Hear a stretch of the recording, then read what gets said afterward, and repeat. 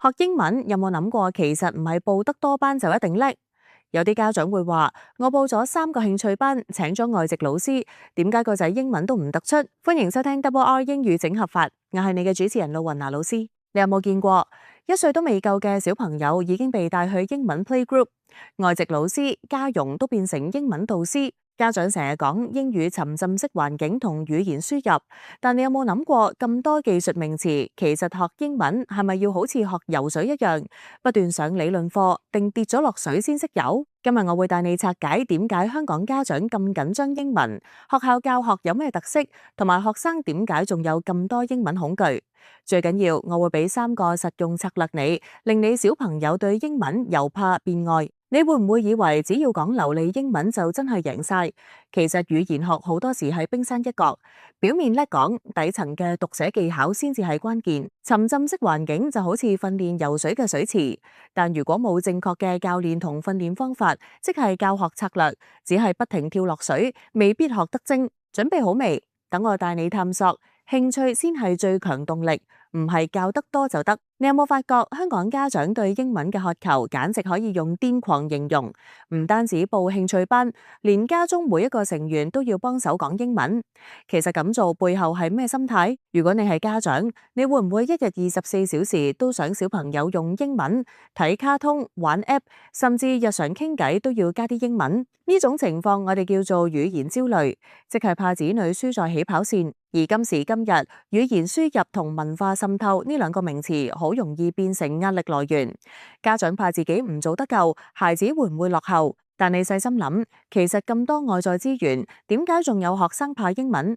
因為學習過程變成競賽，興趣同動機逐漸消磨。你會唔會問，如果小朋友學英語只為應付默書、考試，點會有熱情？解決方法就係唔好死追沉浸式環境，反而要幫小朋友自自然然咁將英文融入生活，信心先係發展語言能力嘅基礎。你會唔會以為聽得明、講得流利就代表英文全面叻？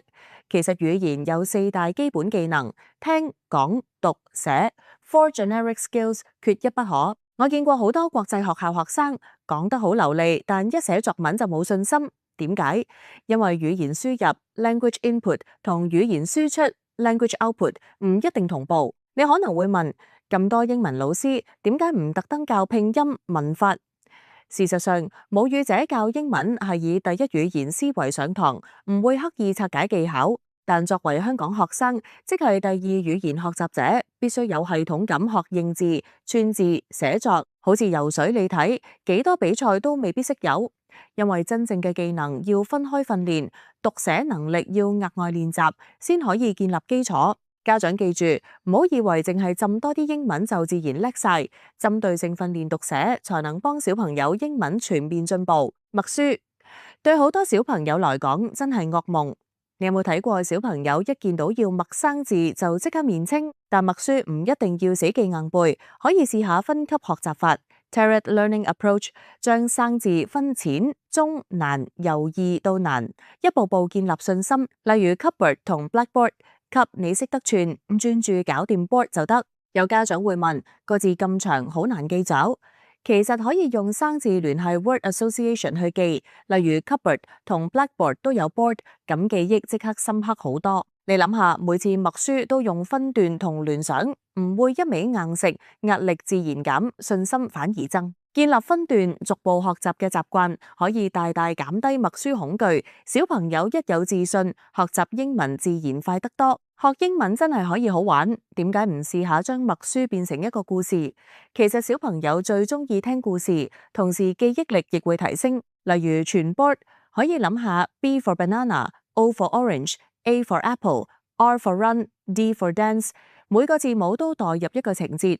呢種叫故事化記憶 （story-based memorization）， 學習即刻變得有趣。你或者會問，啲長字點分拆？用音節拼讀法 （syllabic decoding） 就啱晒。就好似啲音符，每個英文字母有自己嘅角色，響音控制主旋律，其他字母幫手調味。研究話，英文有大約350個基本音節，只要學識咗串字，其實冇咁難。所以下次溫默書，不妨同小朋友一齊拆音節，創作屬於自己嘅故事。